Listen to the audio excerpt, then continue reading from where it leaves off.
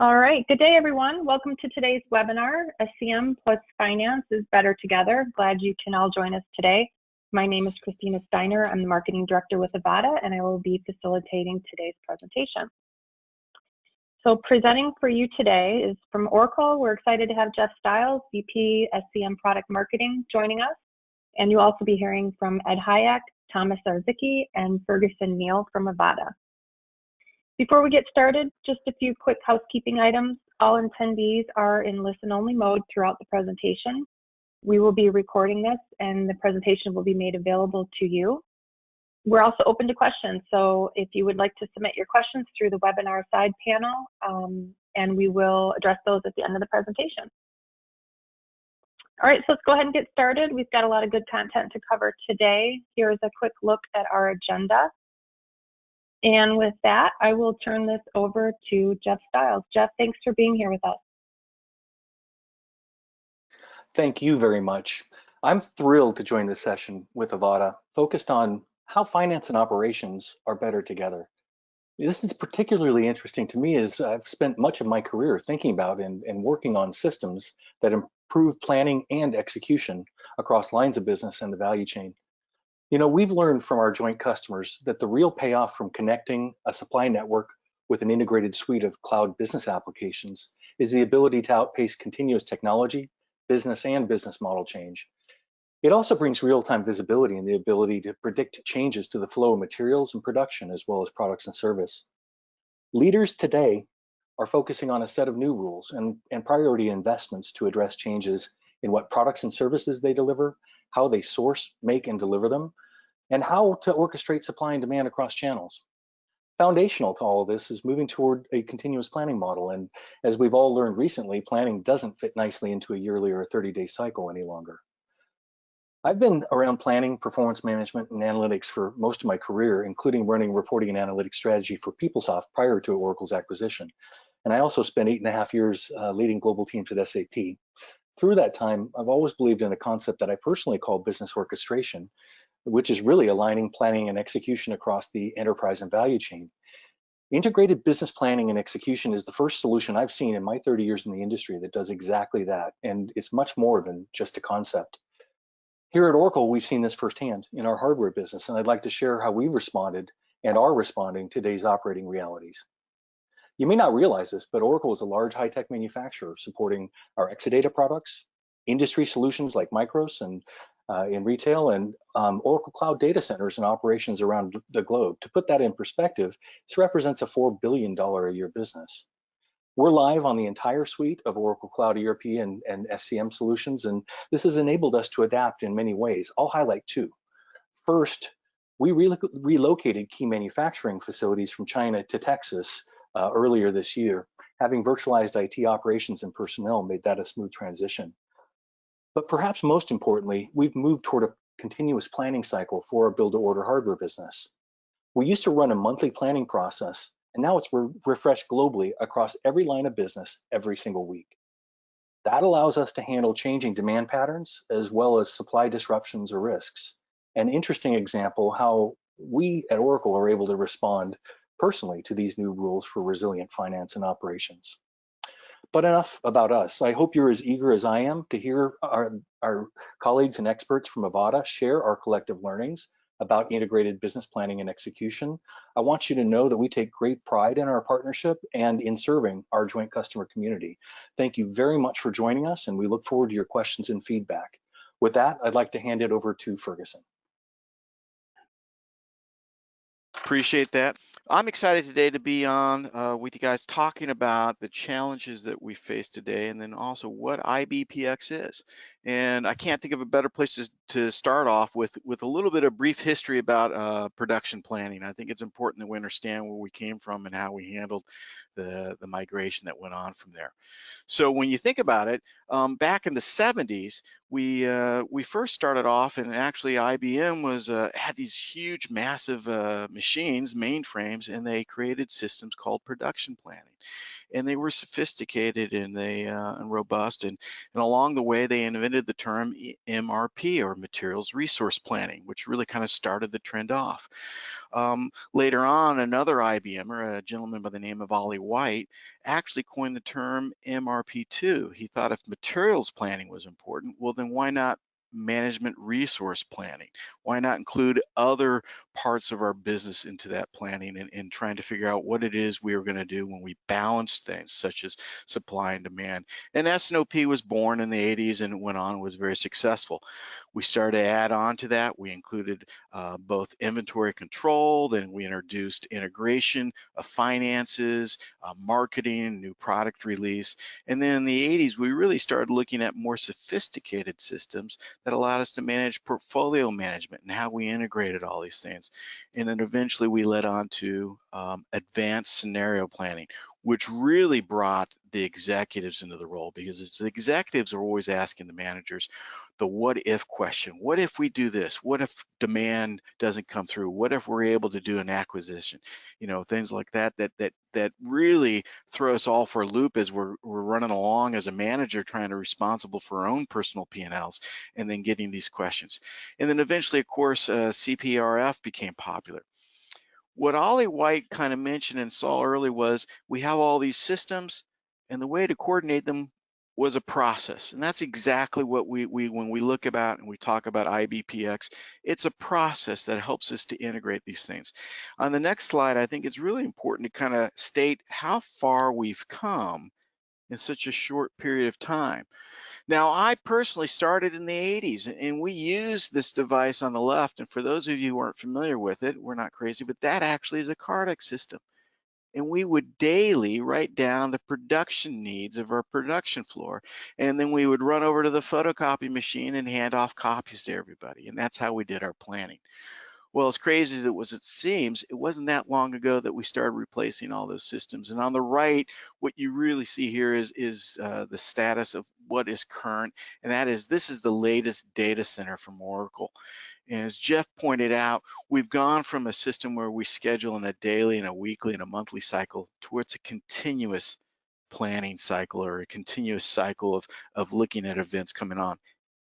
And that's what's needed today. That is what's needed to respond to, whether it's disruptions in the marketplace, or if it's events that come on, or it's just any question on any day of the week that the executives would ask of us, the what if, what's the new scenario for that?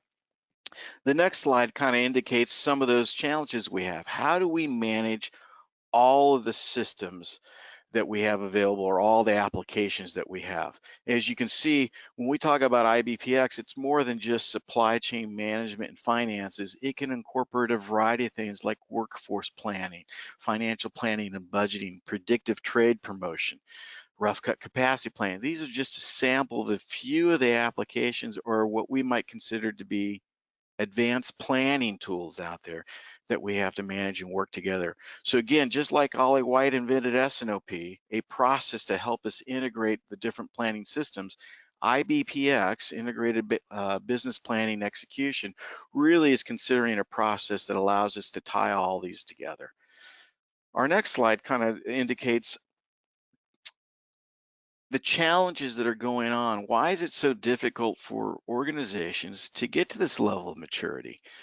And when we look at this, some of the facts that we find here is it's amazing to think that only 5% of the workforce understands what our strategy is. 85% of the executive teams spend less than an hour a month working on strategy. And the most important, of course, of all here is if you look down at this, the bottom bullet here, 60% of organizations don't link their budgets to strategy, which is just hard to believe in today's world with all the tools that we have. And so when we think of IBP or IBPx, it's really that combination of what you're doing from a supply chain planning perspective, and how are you executing and linking them and integrating them to your financials, your financial plans that go on. The last slide we have here just kind of ties that all together. And we took a sample. We do this periodically throughout the years. We'll do this. And this was the one that we took a snapshot of time from a group of our clients. We talked about what lens, or how do you predict the future for your financial expectations?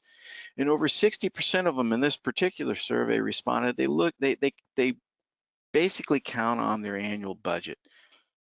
Not a bad place to start, but when you think about it, we only spend maybe one cycle during the year to come up with our budget, our operating budget, and then we move on from there. So we're never updating it. We're never in that continuous, as Jeff pointed out, that continuous planning cycle. So there are more tools out there now available, more advanced tools out there. What we're really talking about is a process that allows us to monitor the performance of that and how well we're executing and integrating all those plans. At this point, I think what we're going to do on the next slide is I'm going to tell you one last challenge. The reality is that most organizations are doing this in Excel, and they're in silos. And I don't have to tell anybody on the webinar today the challenge we have with Excel. It's a great tool, but as we tell most of our clients when we implement a new planning activity, the fastest way to create adoption to the new system is to uninstall Excel. Excel is a great tool for doing some quick analysis, but it's not integrated. It's not tied together. And when you think about this, when you look at the trends that Gartner tells us, as we look down the road in 2024, which is not that far off, a majority of organizations are going to be conducting their planning systems online in a subscription-based format. And so that's the trends that are ahead of us, and they're just around the corner. And what I'd like to do is hand this over to my colleague Tom, who's going to talk about some of the benefits about the financial planning that go on. Thomas? Fantastic, Ferguson. Thank you very much. In our overview of IBP planning today, I would like to spend a few minutes focusing on financial planning perspective of using both EPM and supply chain working together. We'll specifically focus on extended IBP, so planning component of the integrated business planning and the integrated execution. But I will also mention a couple of specific areas belonging to event detection and performance management. Specifically, we'll talk about predictive analytics and KPIs. The first major key takeaway is this.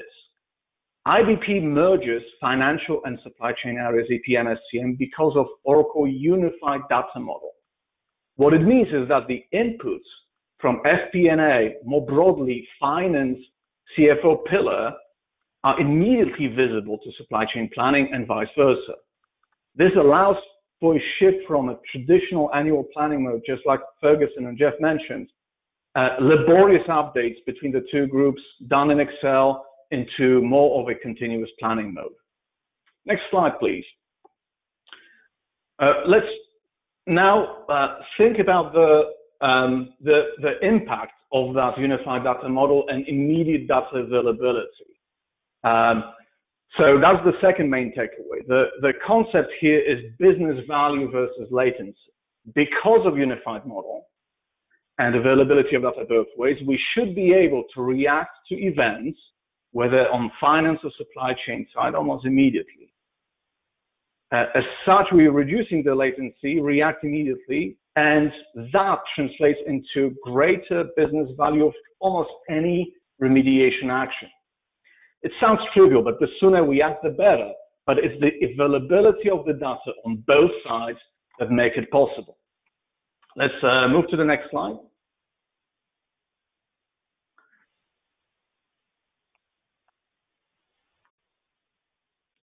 So this slide illustrates the merging EPM, SCM boundary best. Please note that in the first post-process block, called Extended IBP, we have two areas, EPM planning and S&OP. The point here is to, again, drive the best practice of integrating financial plans, consolidated financial view of the enterprise, capital plan, workforce, project plans with consensus-based consolidated sales and operational plan. Let's also consider the blended boundary between the two modules and two areas and the impact on organization. Supply chain planners are now expected to speak the same language as CFO group. So demand categories addressed by supply, units of measure are to be expressed in monetary measures, dollars, impact on financial statement and financial KPIs. Conversely, the same blending process happens on the integrated execution side. That's the middle block. Changes in cash flow, capital plans needs, and the impact on execution are immediately visible to supply chain planners. Let's see how on the next slide.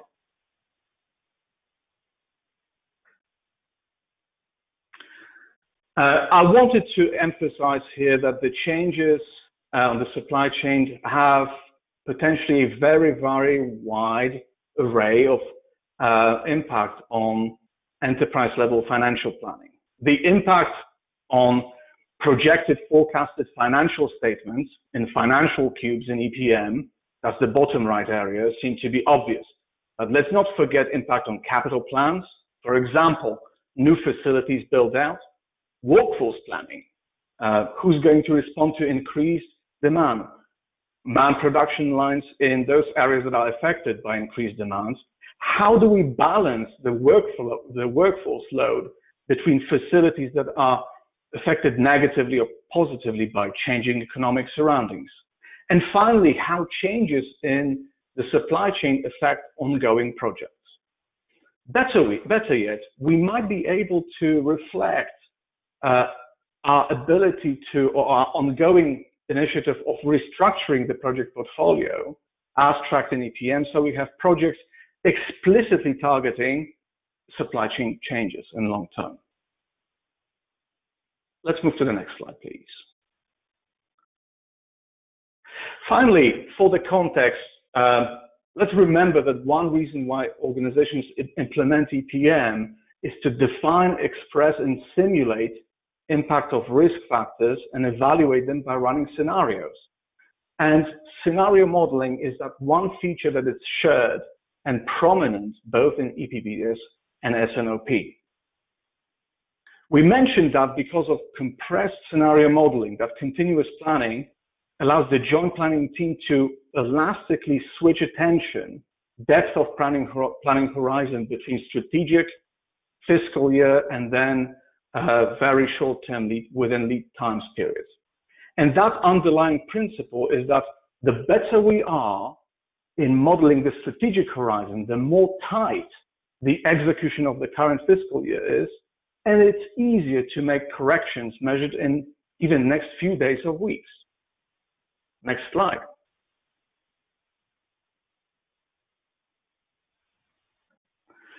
So exactly what real-life scenarios are possible to be executed in a seamless manner by having all the tools and data in place? Well, before we get here, let's just take a quick look at the screen print on the top of the slide. I must say it's my favorite because it's the simplicity of it that best illustrates the unified data model that we talked earlier. In simplest terms, blue bars represent here current operating plan value as driven by financial view, whereas green bars reflect supply chain view as driven by operations, with all real-time events, remediating actions taken on both supply and demand side.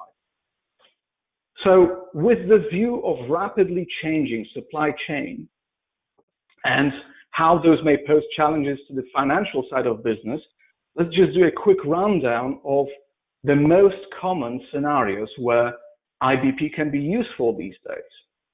Let's start with the first one. Changes in product demand between segments and the impact on company financial forecasts. So how dramatic shifts in demand or moving between lockdown, recession, and new normal impact our finances.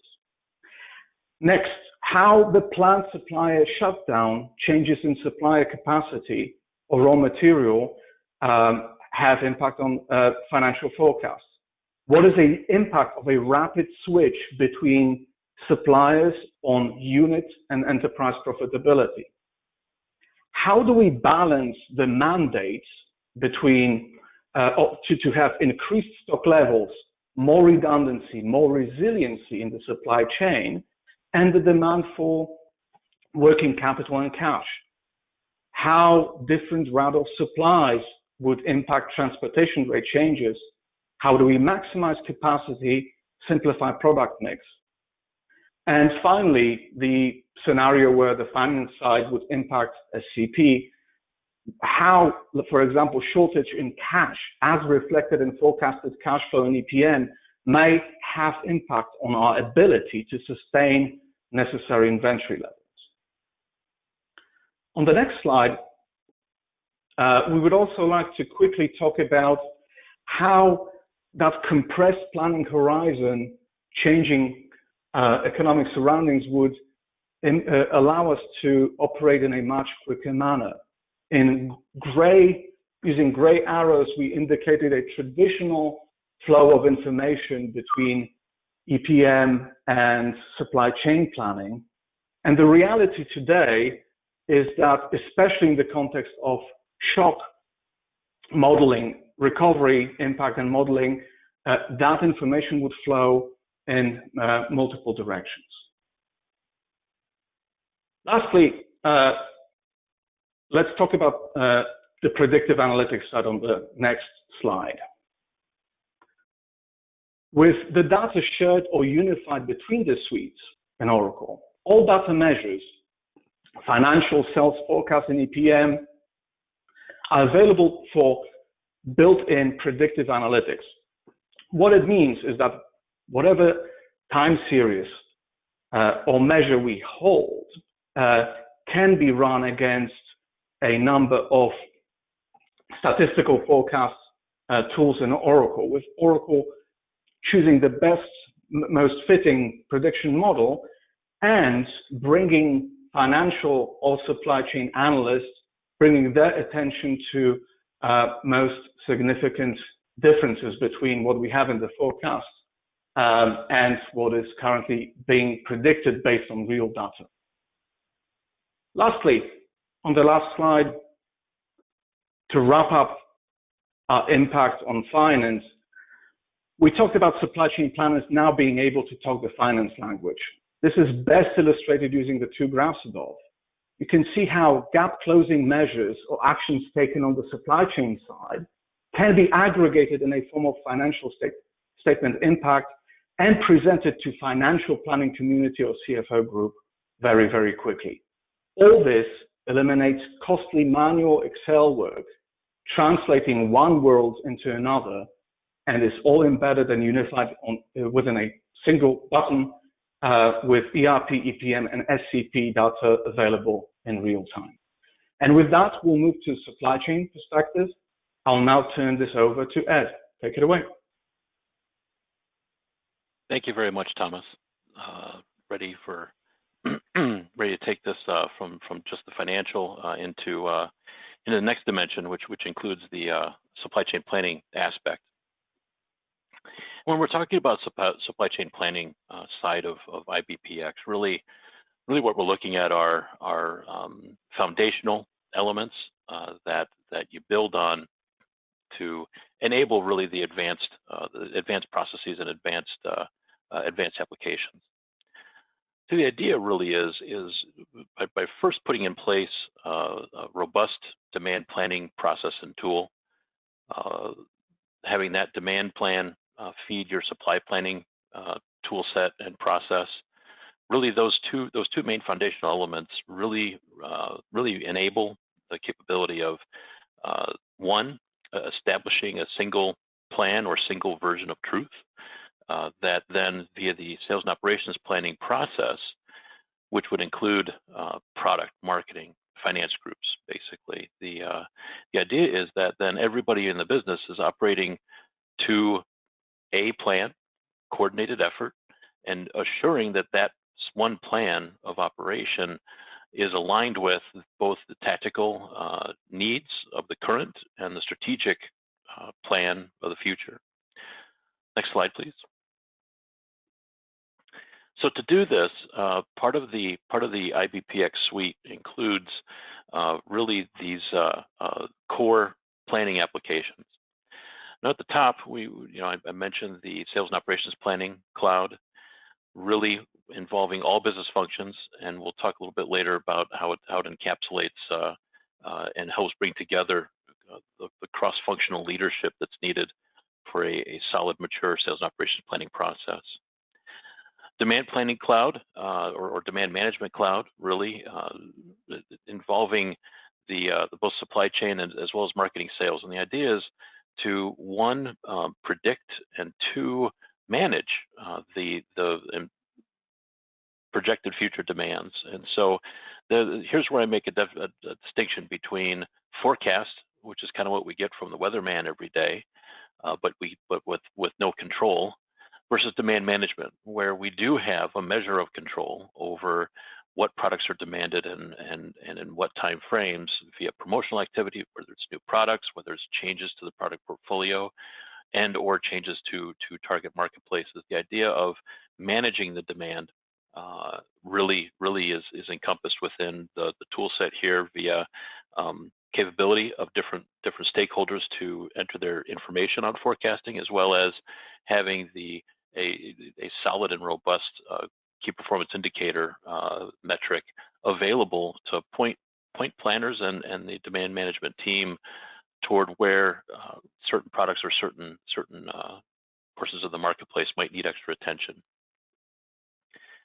This solid area flows directly into the supply planning cloud, which then takes that information automatically and applies that demand or those demand signals, both forecast as well as actual, through the supply chain network definition to determine what sources, whether we make, whether we buy, and where, and answers all those questions relatively automatically and in a very efficient manner to allow for simulations, what-if analysis, and spinning up different plans depending on the needs of the business for the day.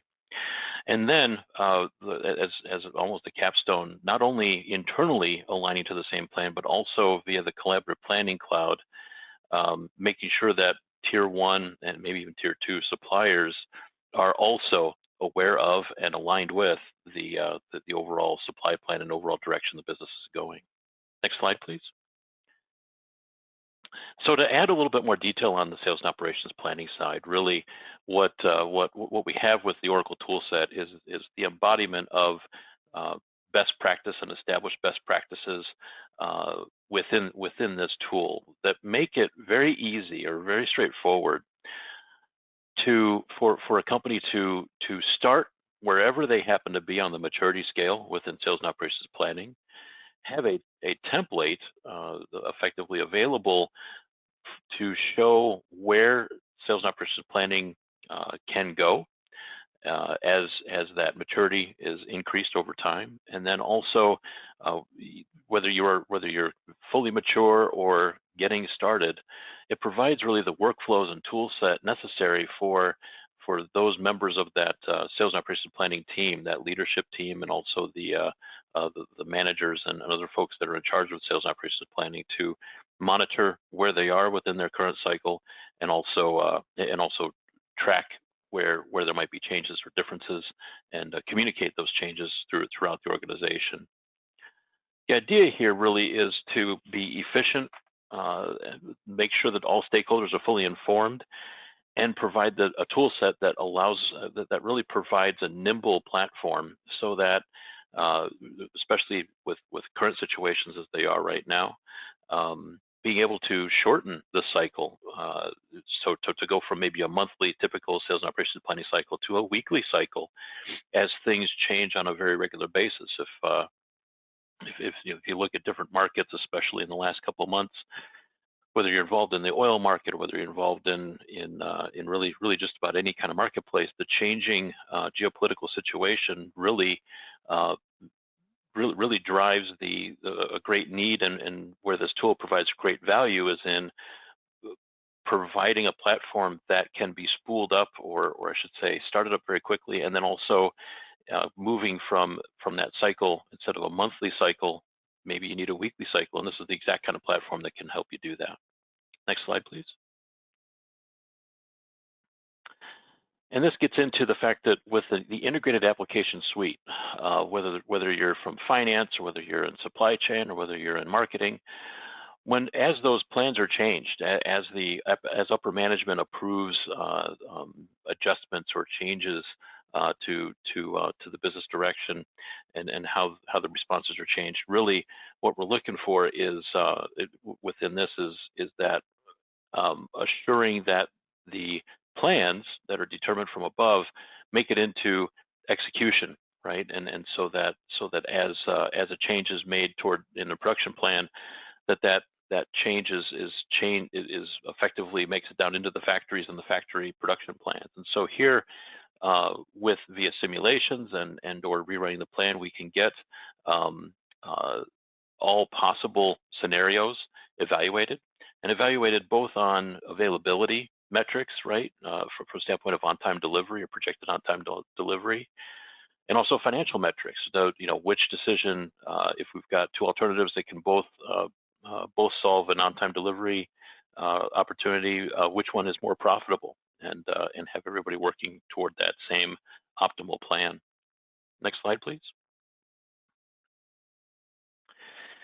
And then once that plan is decided upon and agreed to, and then of course communicated and transmitted, make sure that we're looking at the actuals versus the plan, and assure that we are operating as we say we're going to operate, do what we say we're going to do, and drill down into whatever detail level we need to make sure that our forecast productions, our forecast demand is meeting expectations, and if not, whether corrective action is needed and what that corrective action would be. Rerun the simulations. Again, the idea is this is a constant process. It's not a every month finish line. It's a continuous cycle with continuous feedback loops, so that groups can plan and adjust their plans accordingly. Next slide. So really, with the IBPx product mix and the whole solution platform, what we have is a single integrated platform that really encapsulates all process workflows and efficiency tools, so that as the supply chain group may be identifying and communicating new sources of demand or changing sources of demand, the basic impacts of that on the supply side, and then measuring that against what the financial targets or financial budget might be, make sure that we're supporting the budget levels we need to for the business, along with analytics regarding assuring that our strategic goals, that our on-time delivery goals, that the growth and new market goals are all being met. And then using a cost impact simulator, right, so that not only the top line sales goals are being encapsulated within the plan, but also assure that via new cost projections that our profitability goals are also being measured and aligned with what our commitments are. So really, in one platform, we start from sort of a bottom-up approach, looking at the various location and item combinations and building up from the bottom. Comparing that to a top-down approach, right, as far as the top-level budget, does that bottom-up plan meet the top-level budget goals, and are they aligned? And if not, really with this tool set, being able to efficiently generate alternative scenarios and evaluate those scenarios against each other, so that upper management is able to make very efficient and fully informed decisions based on data. And with that, I'll hand that off here, the next section, to Ferguson. Thank you, Ed. And we've got just a handful of slides as we finish this up, but we thought that now that we've described why certain applications are better together and what IBPx means and the trends going on, let's talk about the real benefits here. In the next slide, we've got a couple of benchmarks here as we reveal them, but I want to focus on the third one in particular. The first one's easy to understand. We've seen this before. People who work in S&OP and have a mature process perform better. The second one is always kind of alarming or surprising to me, that a lot of people don't realize this. Companies with best-in-class S&OP process exhibit a 91% better customer retention. Why is that? Because the better you are at planning, the better you are at satisfying your clients. But it's this third one that people always overlook, and that is the best-in-class companies. That means those organizations that are performing well, that they're able to execute both on the planning and the financial side, have half the cost in their supply chain than the rest of their peers. Now think about that for a second. Think about the advantage your organization would have if you could cut your supply chain costs in half. And you do this by, again, by executing well, by utilizing the advanced planning tools out there, and by integrating them both from a supply chain perspective and a financial perspective. And the real benefits here, we talk about there's quantitative and quantitative and qualitative. The next slide really talks about what we're all faced as managers, right? And that's answering the questions of the executives. And when we think about a mature process, right, it's really being able to, at any time of the day under the new rules as just kind of laid out, it's not just a monthly process anymore, but it's any time during the week we get asked these questions. And is, what's changed since the last time we looked at the plan, right? How's our performance looking in comparison to the last time we asked this question? More importantly, what decisions need to be made now versus the decisions that can be put off into the future? There's no more important task that an executive has than making decisions that affect the overall organization. And in today's market, in today's world, with the disruptions going on and the changes and taking advantage of certain events, it's important that you're able to answer those questions. And of course, one of the most important questions I always found as a practitioner in answering these questions is there any need to revise our long-term strategy? At some point in time, events in the marketplace outside of our control may mean that we have to alter the way we're thinking and alter our plans to our long-term strategy. So having an integrated or an IBPx process allows you to monitor and do that. The following slide here is going to give us an update on, we talked about this before, the importance of latency. Another way of looking at this is most of you will recognize the time fence and the cost factor of the time fence when we talk about decision making. And what that means is the closer you are to the event when you make changes or decisions, the more costly they're going to be. And the further out, the more visibility you have, the less cost they're going to have, the less impact they will have. So having an integrated system, both financially reconciled and looking at the decisions and alternatives, allows you to speed that decision-making process up. And that's what we mean by a time fence, or looking at capturing the latency of your decision-making process. Our next slide really kind of talks about and rolling that all together is the maturity of the process. So people ask us all the time, where do I start? How do I know? How do I describe the benefits of having a mature process to our executives? And here's a typical maturity chart. Most folks start off with S&OP and they're trying to balance supply and demand. And by the way, there's a great benefit for doing that. Having the right materials to be delivered at the right time is very important. And then we start integrating those plans. We start to reconcile them both financially. We look at the quality of our data. We look at customer satisfaction and marketing. And then the advanced companies, people who've really brought it up to the next maturity level, are starting to integrate additional data streams, additional planning systems. One of the ways we like to look at it is simply this. If you think about it, you start off by improving your communications, and then you move on to solving problems, and then you move on to the next stage, which is really trying to prevent those problems. And eventually what you're doing is you're utilizing IBP to do your strategic decision making.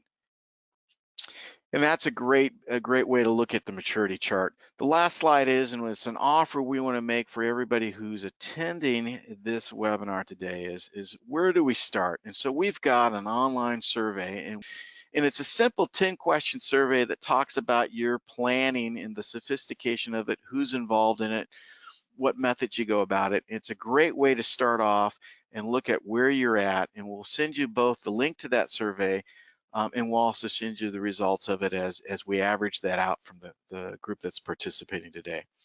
Christina, I'd like to hand it back to you. Great, thanks, Ferguson. I do want to just take a brief moment and give a little background on Avada for those who aren't familiar with us. Avada has been helping businesses get the most value from their Oracle investments for over 20 years. We're a full-service Oracle partner and consultancy. We have a substantial customer base running Oracle applications and a wide range of integration tools across all verticals. So as more and more clients are moving to cloud, and Oracle Cloud technology has definitely made tremendous advancements, we have also expanded our cloud expertise beyond SCM with the full ERP and EPM practices. And so within those pillars, we specialize in management consulting, implementations, customer path solutions, all the way through managed services and education and training.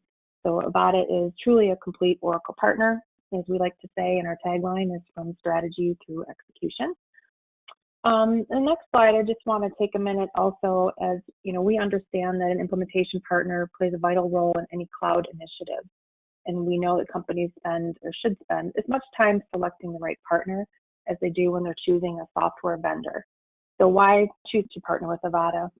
Lots of factors that go into those decisions, but first and foremost, it's our continued customer success and our focus on that. Implementations and referrals continue to grow our customer base around the world, and our goal is and always will be 100% customer satisfaction or success. And because of that, many of our clients are strong references for us, and we have a lot of repeat customers as well. And when you partner with Avada, it's easy to see that our differentiator is our people, their knowledge, their expertise, creating those unique and real-life solutions that really help our clients solve those critical gaps in technology, really improving and advancing their initiatives. So it's a little bit about us. We can go ahead and get right into the questions that we have right now. Taking a look through the first question. Ferguson, maybe this one can be directed to you, or you can point it to someone else. If not, what are the most common combinations of IBPx planning applications? That's a good question. We stated a lot of them today, and I'd like to get both Jeff and Thomas's and Ed's perspective on that. Jeff, you wanna comment on that? What you see as a great combination? What's better together from your perspective first? Well, I think, you know, again, it really is a combination of plan types, starting with the business plan and financial plans. I think, you know, we talked a lot today about sales and operations planning and how that's moving to a continuous cycle, and that includes, of course, supply planning and demand management. We're increasingly seeing a lot of folks looking at the workforce side as well. And not surprising, you know, in the world we live in, we have to do a great job of you know, managing all the resources of the enterprise, and certainly have to be very smart about how we're keeping, you know, that workforce safe and productive as well. So, you know, that would be what I would say. It's really a cross focus that includes, you know, finance, supply chain or operations, as well as workforce management. All right, Ferguson, we've got another question. How can IBPx be applied in a commodity-based industry like oil and gas or mining? You know, we've seen S&OP work very well in the oil and gas business, especially as you've got changes going on. And it's not just the price effect that goes on from the commodity price point of view, but it's where you're getting your materials from and what you're going to end up converting them to. And so there's a cost trade-off with that, right? What route do you send it through? How do you deliver the final product? And so when you think about that, every alternative itself has a cost factor, and that has to be weighed out when you're looking at optimizing that delivery of the supply chain or to the end result or to the retail side of it. And so we do have several clients that have come from that industry, and they've utilized that planning technique to benefit themselves. So it is important. Now, the time frame is much shorter. We're not talking strategically about, you know, 18 to 20 months. Especially in the commodity business, we see the fluctuation of those prices drastically change throughout the 30-day cycle. So it's even more important, as Jeff stated before, or at the beginning of this webinar, the new rules talk about the planning cycle itself is not the same. It's not something you can count on a weekly or a monthly basis. It really is a continuous planning cycle once you integrate it. So I see a huge benefit to that industry. Yeah, and this is Ed. I'll add on a little bit to your comments, Ferguson. You know, particularly in commodity industries, there's a couple of factors that play into it, and I think one key aspect is your own projections of where the market is headed. Right? It's of course anybody's guess, But the idea is with the IBPx tool set, you can run scenarios. What if the price of oil stays very low for the next 6 months? What if, those what if scenarios, and seeing what the impact is to the business regarding both what is happening to the business, right, kind of the price of oil, and also what you can do in light of what those headwinds might be. So you can make decisions or simulate, what if we close down a well and reopen it in oil and gas? What if we refine different products, move away from jet fuel and work more toward the heating oil or gasoline, right? So all those what if analyses are very capable within the tool set. You can do those fairly efficiently, and therefore take a look at what the ramifications are based on those different scenarios. Great. Thank you both. There's one other question we might have time for. What challenges do you see customers facing while transitioning from on-prem implementation to cloud modules while fine-tuning their IBP process they may have been using for a couple of years? I'll take a quick stab at that. The biggest change you have is just being set in the ways. When you look at, we talked about a unified data model. When you look at the current tool sets through subscription base, it's much easier because it's the same data set, and it's the same way of looking at the analytics. It's transparent. You don't realize you're jumping from one application to the other like you used to with the old on-prem. In fact, some of the on-prem, it was very common for us to take the data out of that and go into a data cube and then start to do the analytics. That's not required as much today, and in fact, you can eliminate that with the analytics that are built into the subscription base or the advanced planning tools. So the big challenge becomes is if you're set and you're used to looking at something, it's just retraining yourself to say, hey, is there another way of answering those questions? There's an immense amount of measurements and KPIs that are already built into the system. So it can be very robust once you start to look under the hood and look at what some of these applications have to offer. Jeff, any comments on that? Have you seen any reluctancy of folks who are migrating from on-prem to cloud? No, it's not about people and reluctance to use cloud applications. They're far more intuitive, more visual, etc. What I've seen consistently is really just a need to explicitly manage the change. People need to understand that planning is moving toward a continuous cycle, and in many cases, people had bespoke planning processes in different parts of the organization. Really realigning all of that and accepting that the changes that are made in one area are going to, be accretive or beneficial in all areas is, I think, really important. And I guess the other part of it is collaboration. There is definitely more collaboration involved in the planning process today, and can, support much more effective collaboration. So I think people who think through the process, number one, as we've described here, and two, that do a good job of managing the interactions and collaboration across teams are the most successful. Yeah. The only other comment I would add to that, if you're out looking for new resources to help you with your planning side of the equation, they're going to expect a modern tool set, and it's very intuitive. It's easy to adapt to. It's easy to work in. So I think that's kind of one of the things we've seen a response from our customer base is that they're saying, hey, it was much easier to adopt to. It's much easier to faster to ramp up to. So no real hurdles to overcome there. The S&OP and IBP process is basically the same. You just have a better way of looking at it and analyzing it, and much quicker.